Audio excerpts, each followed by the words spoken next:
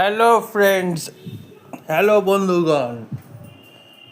আজকে আমরা একটা খুবই ইম্পর্টেন্ট জিনিস জানবো।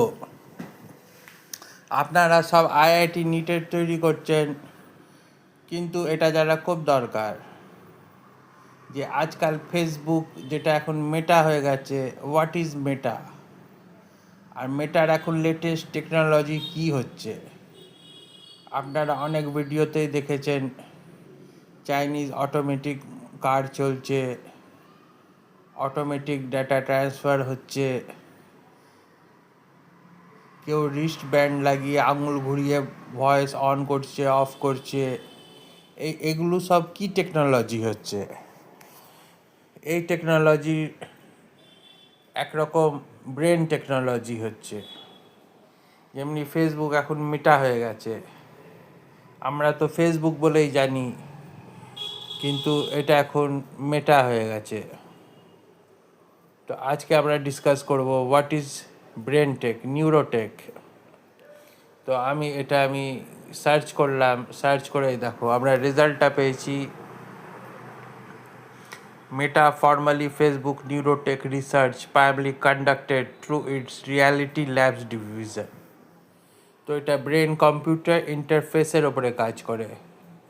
আর রিয়ালিটি ল্যাব ডিভিশন মানে একদম রিয়েল, অগুমেন্টেড রিয়ালিটি, যেমনি ভিএফএক্স আপনারা জানেনই, ভার্চুয়াল রিয়ালিটি।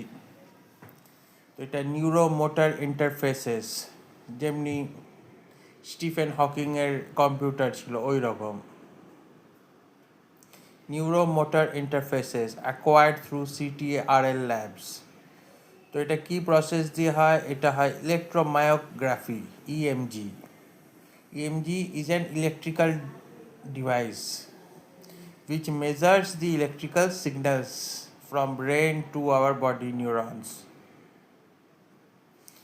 তো এই ল্যাবস, সিটিআরএল ল্যাবসটাকে অ্যাকোয়ার করে ফেসবুক এত সুন্দর টেকনোলজি বার করেছে। ফের ওইটাকে ওরা এআই মডেল দিয়ে ওটাকে লার্জ অবজারভেবল মুভমেন্ট,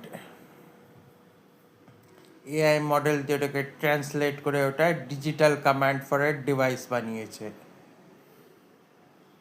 যেমনি আমাদের কম্পিউটার আমাদের একটা ডিজিটাল ডিভাইস হচ্ছে, ওই রকমই। তো এটা খুবই ভালো জিনিস, এর ওপরে আমরা আরও রিসার্চ করব আর আপনাদের আপডেট করতে থাকবো। Non invasive brain computer interfaces, BCIs. Brain computer interface মানে বিসিআইস।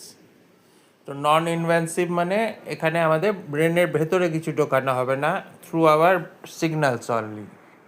এটা মানে টেসলার থেকেও আরও অ্যাডভান্স বানাচ্ছে। ম্যাগনেটোসেফোফ্যালোগ্রাফি, এমইজি। তো আপনারা জানেন ইলেকট্রিক ফিল্ড আর ম্যাগনেটিক ফিল্ড তো খুবই রিলেটেড। সেই জন্য ইলেকট্রিসিটি আর ম্যাগনেটিজমের আমাদের স্পেশাল ক্লাস হবে, আর ওতে আপনারা আরও কিছু শিখবেন। তো এইসব টেকনোলজি আপনারা দেখতেই পাচ্ছেন, ইনফ্রারেড স্পেকট্রোস্কোপি। তো এইরকম টেকনোলজি বায়োলজি আর ফিজিক্সের এটা কম্বিনেশন হচ্ছে। ঠিক আছে বন্ধুগণ, এখনের জন্য এইটুকুনি। আরও আমরা নতুন নতুন ইনফরমেশান নিয়ে আপনাদের আপডেট করতে থাকবো, আর ওইটাকে নিয়ে পরে ভিডিও বানাবো। Thank you for now friends, thank you.